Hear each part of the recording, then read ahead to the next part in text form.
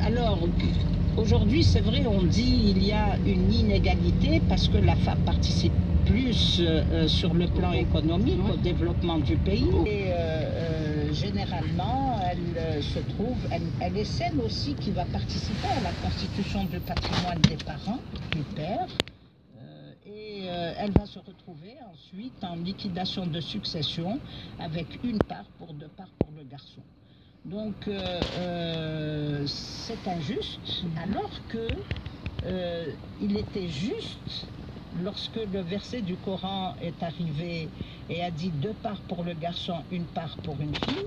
C'était pour rétablir une injustice qui existait à l'époque et qui était celle de dire la femme n'hérite pas. La femme s'hérite comme s'hérite le cheval et le fusil, alors que c'est un être humain, et donc c'est cette injustice qui a été rétablie par le verset du Coran en disant deux parts pour le garçon, une part pour la fille. Mais pourquoi deux parts pour le garçon, une part pour la fille? Parce que le garçon était censé prendre en charge les parents. Donc sur le plan économique, les femmes de la famille, les tantes, la mère, les sœurs, les cousines. Mais ça a changé. Alors si vous permettez, Maître Aïdzaï, on va écouter le micro-trottoir pour voir un peu ce que pensent donc les citoyens dans la rue qu'a rencontré Yasmine Sid à cette question d'héritage. Est-ce que ça devrait changer, hein? Voici les réponses de nos concitoyens. Bonjour, je suis à la place du 1er mai. Bonjour mademoiselle.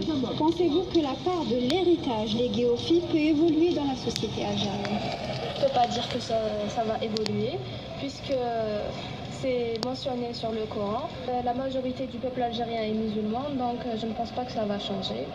Mais je veux juste rajouter quelque chose. J'espère que la part qui est léguée à ces femmes leur soit revenue, et puisque la plupart des femmes ne reçoivent pas leur part de l'héritage. Pensez-vous que la part de l'héritage légué aux filles peut évoluer